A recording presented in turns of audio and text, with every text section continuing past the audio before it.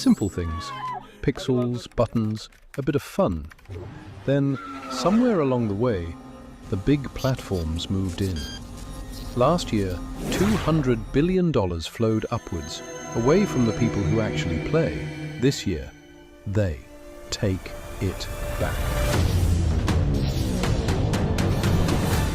YOM, where players play games straight from your PC, not a data center in Virginia.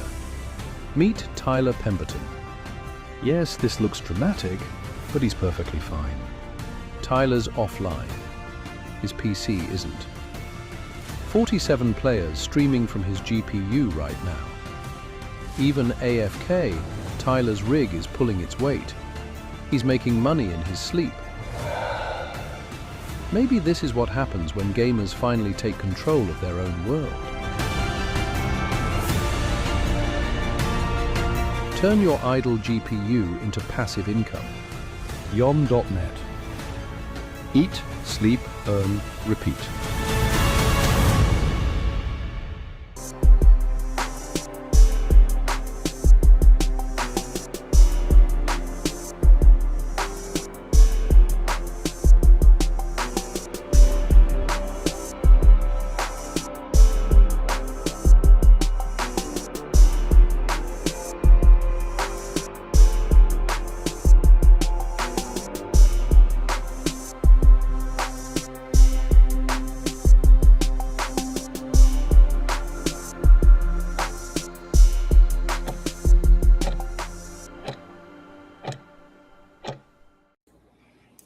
Hey everybody, good evening. Good evening. Welcome to the show. Get that out of the way. All right, so I think I'm kind of looking downwards. I don't want to look downwards. I don't want to look upward. Here we do this. How's everyone doing tonight? Let me just go ahead. Some technical difficulties here. That's better. Whoa, that's much better. I hope everyone's doing okay. So a lot to go over today. We have had another one of those weeks where the news just won't stop coming in about how our solution to building a cloud through a decentralized fashion is the way that the future just needs to go.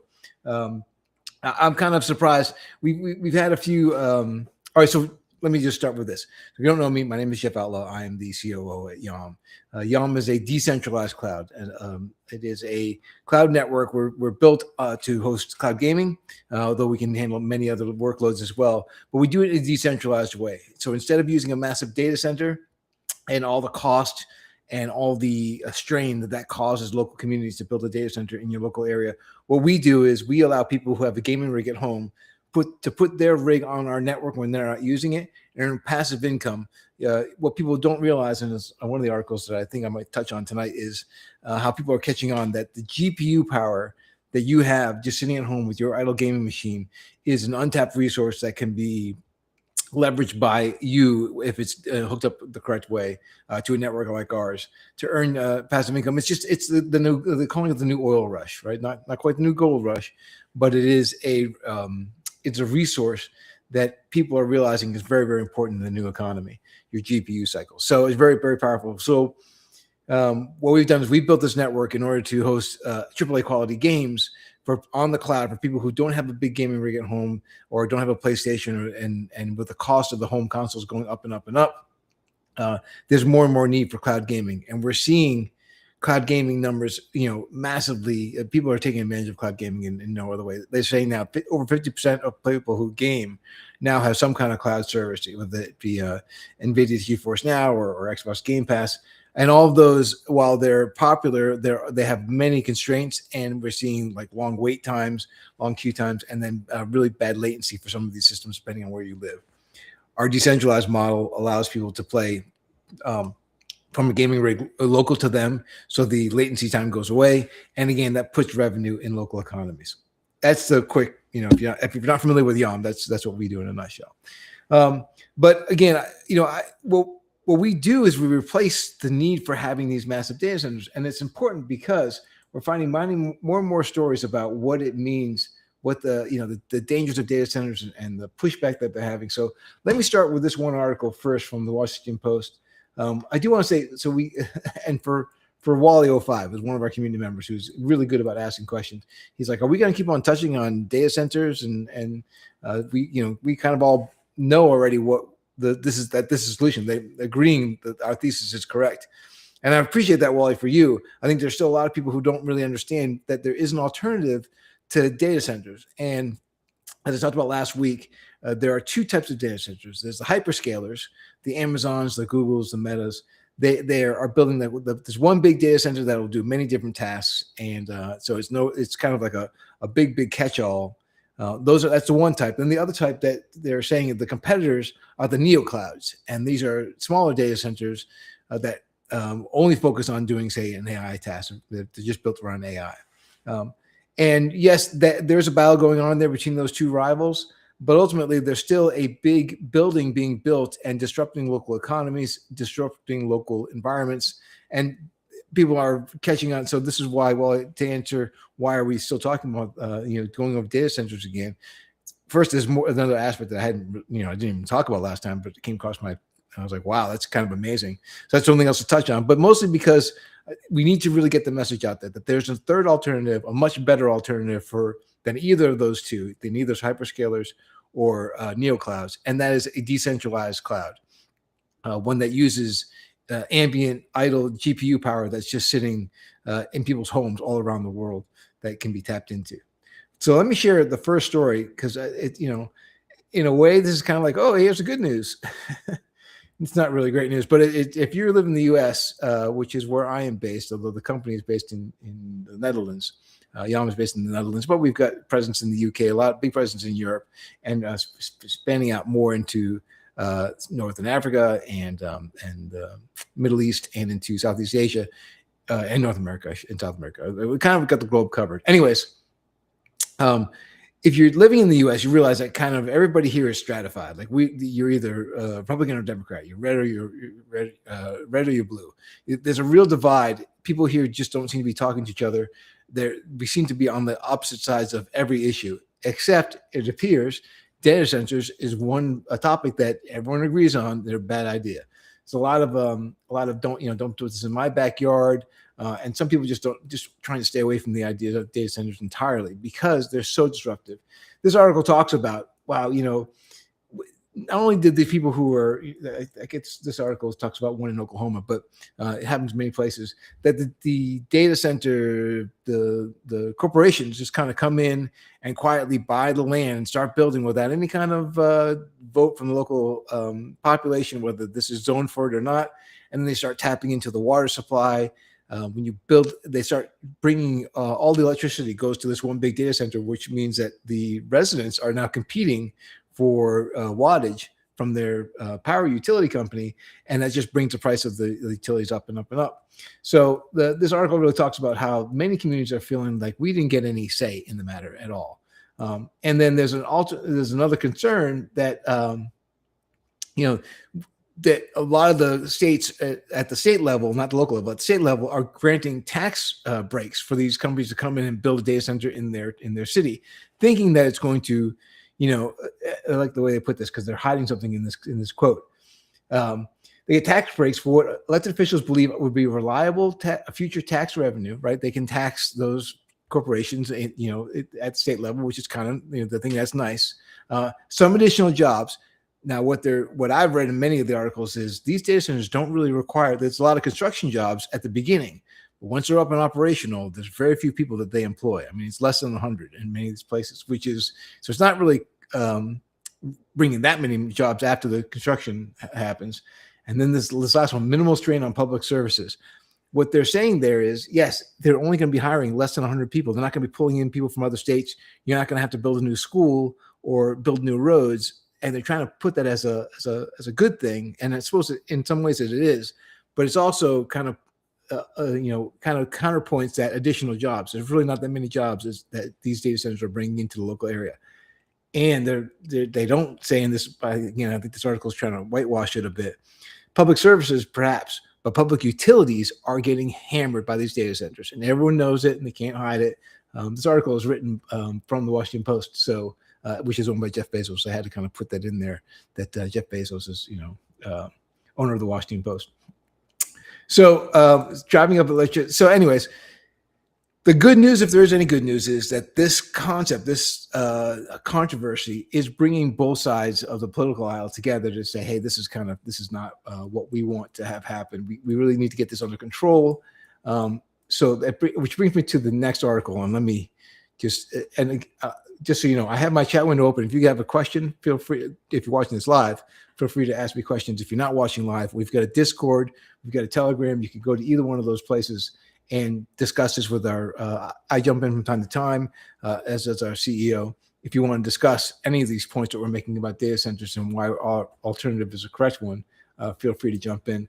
We're doing a lot to make sure that gets noticed, that message that we're a solution to the problems of hyperscalers and neoclouds. That we're doing a lot to make sure that people kind of get that message, which is another reason for a podcast like this tonight. So the next article comes from PBS, and they're talking about eminent domain. So if you're not familiar, in the States, let me switch this over here.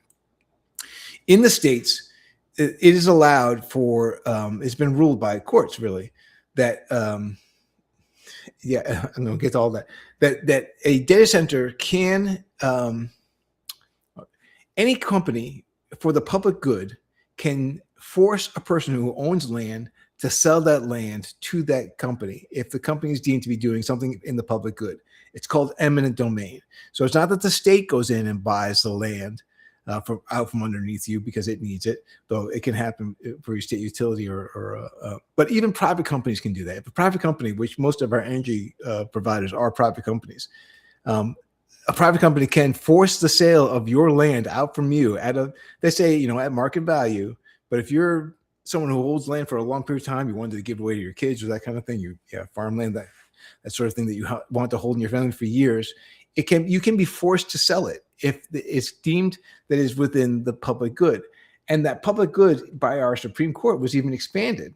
I'll get back to this in a second, but it was even expanded to say, so this court case right here, let me zoom in a little bit, that for private development, and in this case it was Pfizer kind of made the argument in the city of New London that they wanted this land because it was going to provide economic development for the entirety of the city. And the court ruled that, if you're going to just bring in economic development, really just building your plant in our town is good for the whole town. So therefore, people have to sell their houses to Pfizer in this case. And then, so they won the case. And then they went, you know what? It's not really, because we don't really need this facility anymore after all. So they forced the houses to be sold, and then they didn't build the facility anyways. They didn't bring in the jobs. They didn't do that economic development that was going to happen. It was a really tragic case. So the article talks about, is this possible? Can this happen? Right now, 7 out of 10 Americans are opposing construction of data centers, in their local communities, which is, you don't get 7 out of 10 Americans to agree on anything, but it's like I said in the prior article, a lot of people are kind of coming together about this. So it's not the data centers necessarily in this article that he's talking about that are trying to buy the land out from underneath people who don't want to sell. It is instead the utility companies, the power suppliers, who are turning to the courts to say, hey, we want to be able to give power to that data center over there, but we can't do it if we can't build if we can't own the land between our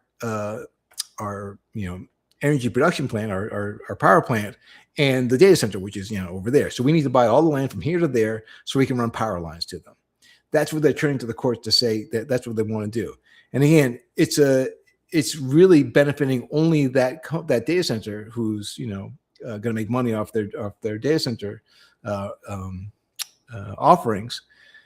But the power company is saying that, well, this is kind of good for the entirety of the public sector. Everyone in this area is going to benefit from this new data center being built there. So let us buy all that land. And what this guy, the person who wrote this article, is a legal scholar, and he's talking about, can they do that? And he doesn't really say no, but it doesn't really say yes. He's basically saying that in this case by the Supreme Court, yes, that it could happen that a court could hear their case and say yes, because the Supreme Court ruled in this one case that economic development for the area is as a public good.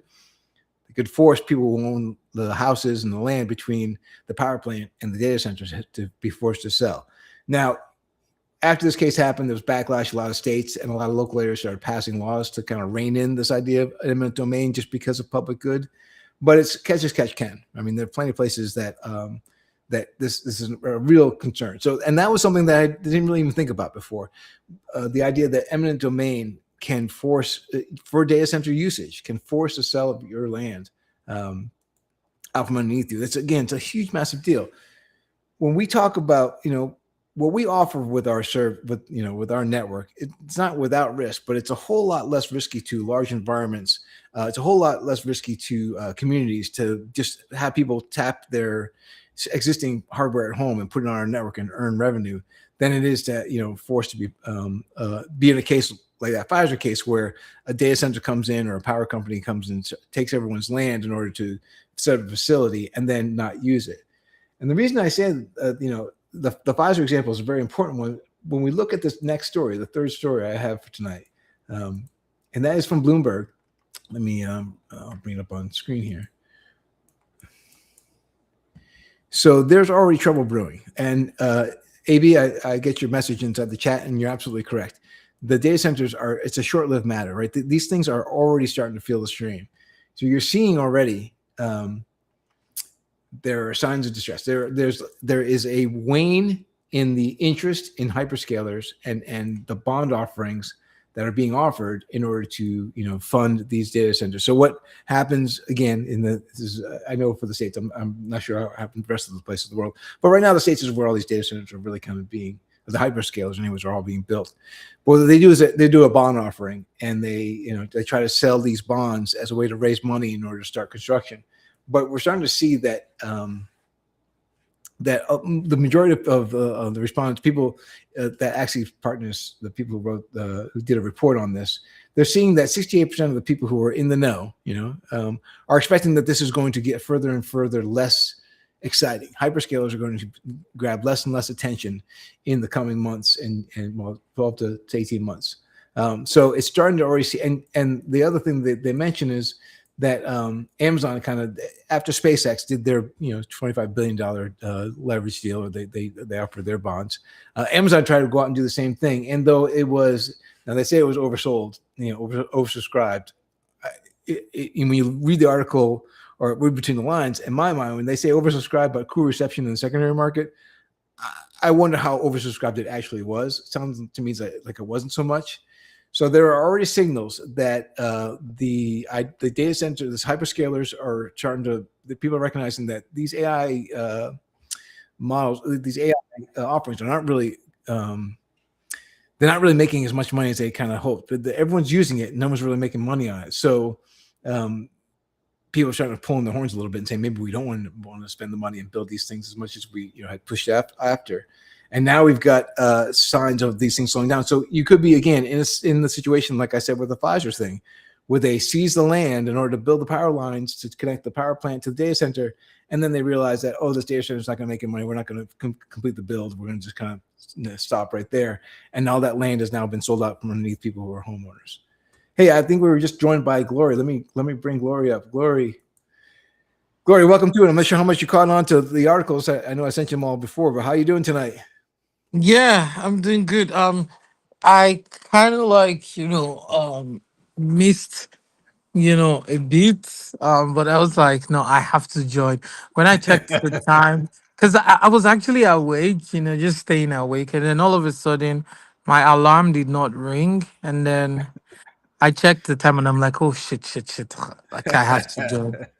let me So yeah. give you the start of this whole thing. So Wally, Wally 05 in our community, who has been asking a lot of really smart questions the last couple of weeks, Mm-hmm. he dropped a message to say, listen, are we going to go back over more data center and hyperscaler talk tonight? Shouldn't we couldn't we talk about the projects, the next milestones, and we can do all those things? But he was kind of saying, we're on board. We get the thesis, and in his case, I buy into it, which I thought is Mm-hmm. great. But I still think that our real mission, or one of the big missions for these town halls, is to get the message out there for people who aren't Wally, who haven't yet heard. The third Yeah. alternative to hyperscalers and neoclouds is this decentralized cloud and the power that we have and the things that we're offering at YOM. So that's where I started the whole evening with. Yeah, I mean that's a very good way to start because people, like I said earlier today that we have to, our biggest, I would say, job is getting people to know about, like, what we're building, and any opportunity that I get, that we have, to just educate people on what we're building and how we're like a better option to what is currently out there in the market. I mean, it's always like a very good thing. And I get people like him, already understands what we're building, but there's still a couple of people. I mean, just the market is huge, that like we've not even touched like any bit of the surface. Like we're just starting out, in fact. So to the people that have, that already know about what we're building, like, I appreciate you a lot.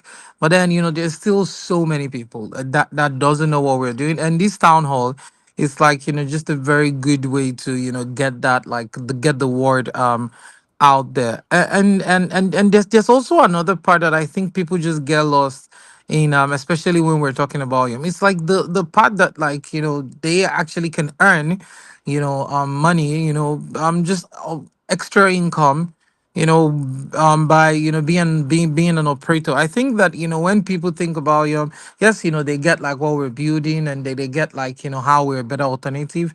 I think it kind of like maybe gets a little bit like overshadowed, that people know that people kind of like maybe not know that this is a very good opportunity for them to get like earn extra source of income. And I think that that's also one of the things that this town hall does, helps like spread the message like Oh, easily, yeah. like just everything. So yeah, it's a good one. So I would the first article I went over was the idea that uh, the American population is pretty well divided, left side, right side, or Republican, Democrats. It's pretty we're pretty polarized, except for this Hmm. one topic. The data center topic is one topic where both sides are generally in agreement that this is a danger that we need to spend a lot of time putting our attention on, watching what it's doing to the environment, to our energy costs, to just the local economies, and because it's such a hot topic and that most people are agreeing in it, it's another reason why for people like Wally who are wondering why we're covering this again. This is a hot topic in the news cycle over here in the States, and I'm no marketing guy. You are, Glory. Like if the market's talking about it, if there's a lot of public chatter about the thing that the problem that you're solving, boy, you should be jumping up and talking about it every week, every day to make sure people can Yeah. see it. Exactly, exactly, and the essence, and I think, like, I would say, thinking our biggest job, even not just even from the marketing side, even generally, like as a team, like our biggest job should always be, about like talking about like what we're building, every opportunity we get, and like as you rightly said, you know we've spoken about this, more than like three town halls now, about how, like, these data centers are not like the most effective or sustainable model. And a lot of, like, Republicans, that maybe might not like to have conversations about climate change, um um or even agree that, like, these data centers are not good for the environment. And even, like, Republicans that are also good for business also even agree that it's so like you said, it's I'm a little bit in the center when it comes to Democrat and Republican, but I mean, I'm very passionate about the fact that, like, you know um um what we're building is like the alternative, and it's the best like solution out there. And that's why I said the other day that I don't get it, like how, like, people are still carried away by this whole data center conversation. It's kind of, it just makes me feel like, are they not seeing it? And that's why we must, and it's our responsibility to get the word out there as much as possible. Yeah. If like we had every we just had like 10% of the resources that guys like SpaceX, um, I don't think we would like, we would have, nah, it would have been on another level. But Yeah. yeah, and It's and sorry another part I need to also add is that, you know great projects are not just, the founders and the team can speak so much about it, but great projects, how they eventually get into the market faster is through word of mouth. And who is the best set of people to, activate the word of mouth is our community. And that's why it's such an important thing for me, to ensure that like our community like gets it and they also spread the word out there. Because yes, we'll do our best, but then, the community is the one that would, also spread the word, out there. So guys, please, please, please support and yes. support and support. It's an interesting point. So when we post these videos on we do it on X, on LinkedIn, and on YouTube.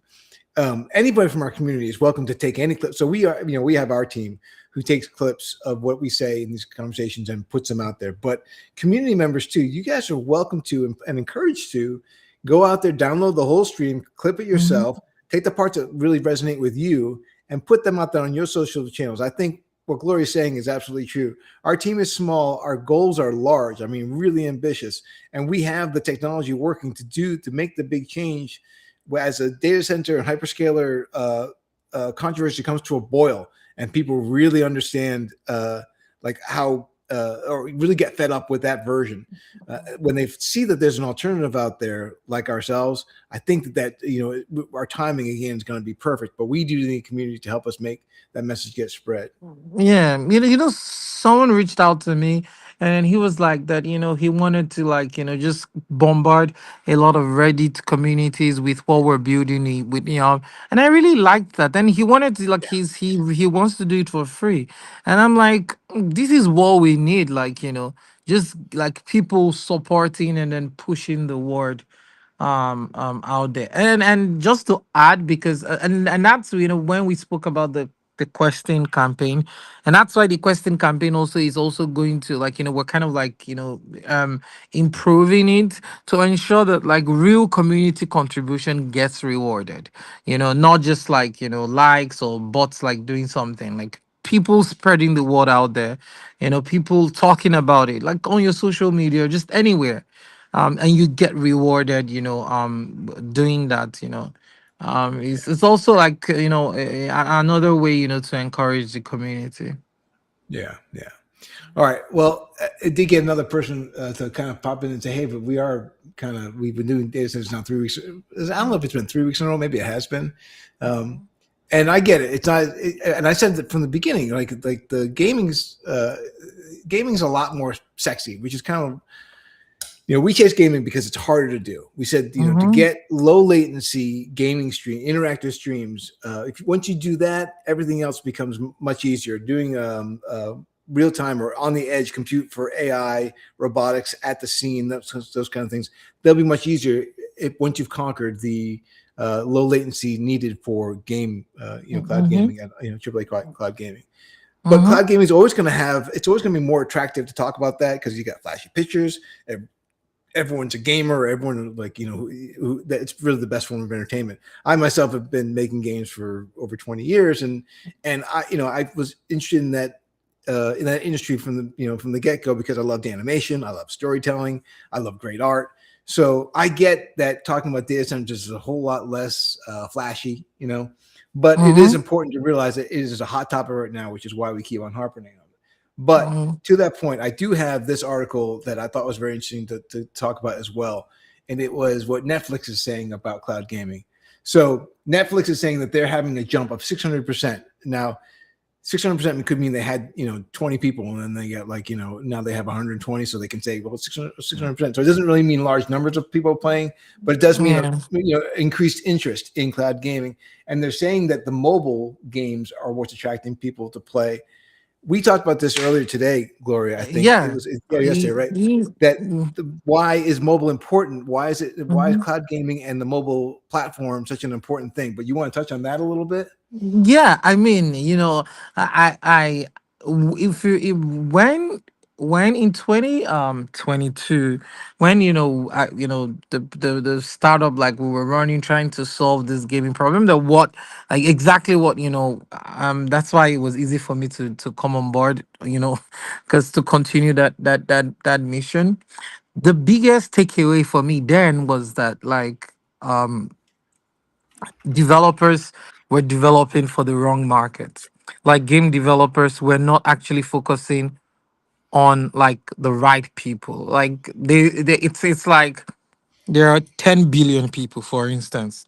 And then out of the 10 billion people, let's say there are 3 billion, like maybe out of that telling 10 billion, maybe there are just like 1 billion people that, have, like, good devices to play games, or have a PS4, or have a PS5, have an Xbox, and 1 billion. Then the remaining 9 billion people, they also play games. And how do they play games? On their mobile phones. Like, they don't have, you know, money to, some don't have money. Some don't even find Xbox interesting. Playing, all sitting down and playing games, on a device and all of that. They don't find all of those things interesting. And but they could, like, be on their phones and playing as many games as possible on their phones. And that stuck with me, that, like, we are developing, for the wrong markets. Like, people can, like, there are already people doing that. You can never kick the guys that are, PS5 out of the market. It's gonna be hard. Like, there are already people that are building games. They already have a market. People that are building games for, these 1 billion set of people. And who are we? Who is going to focus on that 9 billion people? And I'm surprised that this now, like, guys like Netflix and even Microsoft are now realizing that, hey, we've forgotten the people that are the most important, and which is, mobile gamers, because everybody has a mobile phone. Like, you cannot do without a mobile phone in this world right now. Now, all it takes is for you to have access to, for you to have something that can, you know, play as many games and as possible. And with YOM, it solves, like, it bridges the gap, and then it makes us, like, in fact, I would say that it makes us the king of the mobile gaming market, because at the end of the day, we're kind of like, saying that, hey, the forgotten people are no longer forgotten. You can now have access to all those games that you probably would have wanted to play. Maybe your phone, you don't have, like, a very, like, big phone, and then you don't have, huge storage, because most times when you want to download these games individually, you know how much data you consume on your phone. And, some people still struggle. Internet is still expensive, for a lot of people. And so it's like providing a solution such as this, and with cloud gaming, now being like, everybody's moving to the cloud. And so it's like, hey, we're at the right time, we're developing, at the right time, and we're building at the right time. So me, as a human being, I'm all in for the mobile market. I think that, like, it's the undertapped. It's severely undertapped. Severely, like, it's like nobody even remembers that you're supposed to. And that's why you see the games that are making the billions. They're all mobile games. Yeah, Just, they're it's all, fu- like, it's literally. true. I think we talked about a couple weeks ago. Amazon is kind of getting the Luna system. They're kind of going more towards the couch games and the party games that you'd see on the mobile device, because they realized. Oh no, wait a minute. No, no, it was Microsoft, right? We're talking about Candy Microsoft, Crush. yeah, yeah. That's right. Where they're going, the half of what they're going to be focusing on is that Candy Crush audience. Now, you said something there. You said that we are the kings of we could be. I think you were trying to say we could be the king of mobile gaming. Yeah. I see And, us more as a gladiator, like where we're in the arena, mhm, entertaining the masses and saying, "Listen, we're going to bring." It's numbers game for us, as you said. There are mhm, many more people with the mobile device than have a console. It's a matter mhm, of that those mobile devices don't have the storage space. They don't have the rendering power mhm, to play a game on. So all those people kind of locked out of these AAA quality games. You get a good cloud service that actually can stream with low latency, where the cost is so much lower, because I didn't really touch on it today. People have heard our talks already know that because we don't have a massive data center, because we don't have to pay, cooling costs and construction costs, all those things, because we're just leveraging people's home gaming rigs and paying them, to let us use their rig when they're not using it. Our costs are, 5% of what a data center is going to charge a publisher to have their game on the service. So that means we can have a lot more games at a lot lower cost. And again, all those other problems of not having to download and install and not having to have the compute happen on your phone makes for a much better gaming experience on your mobile device than is available, with any other kind of system. So Yeah, yeah. I mean, something just crossed my mind now. 1 billion people with consoles will be powering the next economy. Will be powering the other 9 billion people, without consoles, on the yeah, YOM network. yeah. So cool. Yeah. All But right. Well, Gloria, I appreciate you stopping in. I think we kind of gone overtime. We usually don't go more than 30 minutes on a Wednesday night, but there's a lot to talk about. And I don't, mhm. I didn't really make a plug for next week, for Friday, rather. This Friday, I expect to have on the guys who went to Dev Brighton. So Okay. it's long, and people want to hear about our roadmap. So Dev Brighton happened in July. It was a 4-day conference where our team went out there and met with a lot of publishers and developers and those kinds of things, talking about YOM to the gaming industry. Next month is Gamescom in Germany, I believe it is. So that'll be Yeah. another conference we'll be heading to. Then that handles August. In September, we're going to send a delegation. I think it's going to actually be York, going to Silicon Valley to the Discord home offices. We've been invited to sit with the Discord home offices. They're going to introduce us around to a lot of the companies that are in Silicon Valley because we're streaming games. We have the ability to stream games inside of Discord. Super powerful way to get your game virally adopted is to have inside of a Discord channel. Since we have the technology available to us, Discord said, hey, come on board. So that's part of the partnership there. And then I just got word today that we're helping out. I don't have all the details. I know it's in November, so October might be, we have to figure out what we're doing in October. But November, there's another event that we're going to help to host. Our name's going to be very big on the banner. And that's going to be, it's in the UK, I think. I think it's going to be in the UK. But I'll have more details on that. Maybe I can even get that out of the guys on Friday. So very busy couple of months as we go into, again, this is the conference season, right? July, August. It's funny. In August, most of Europe shuts down. I think it's all to attend conferences because that's where everybody ends up being, is at a conference in August. Yeah, it is. Conference. It is. So big things going on. So we'll talk on Friday with the guys about Dev Brighton, what they found, and how they're preparing for Gamescom coming up in August. Yeah, good one. All right. And then that big announcement that you keep teasing, that also is coming out. Exactly. So Yeah. I think this time next week, we're going to be on the edge of our seats. We'll just say it that way. Exactly. Yeah, guys, I've been teasing this every week. It's like close, like very very close. I think some people already figure it out, I know but there's some people have. yeah, but yeah, They're we have something. And then the other thing I would like to say also is that the 31st, I think we will did the shipping of the nanos, still 31st from 31st. Yeah, you can easily check and track on the website. I think it's yom.net/nano/status. I think you can I so think guys, it's yeah, yeah, app.yom.net/status. exactly. And You'll be again, able to and if you're curious about, if you're finding out for the first time, you haven't really even thought about the idea of having your gaming rig earn you passive income, app.yom.net/rig check. That's where you can check your rig to get an estimate about how much your monthly earnings could be based on how you answer the questions and what your rig can do. So that if you haven't done that yet, I highly encourage you to do that as well. mm-hmm. All right. Let's get out of here. Let's go. Let's everyone have a good night. There's plenty more to come on Friday. Glory, thanks again for staying up and being a Yeah, part of it. We'll it's fine. talk again. I'm going to talk to you a couple of hours, actually. To get some sleep. Yeah. Yeah. Thank you, man. All right. Thank you, everyone. So drink lots of water. Get out in the sunshine. Touch some grass. Look up at the stars. Tell someone close by that you love them. All right. And be good to yourself. And we'll talk again on Friday. Cheers, everybody.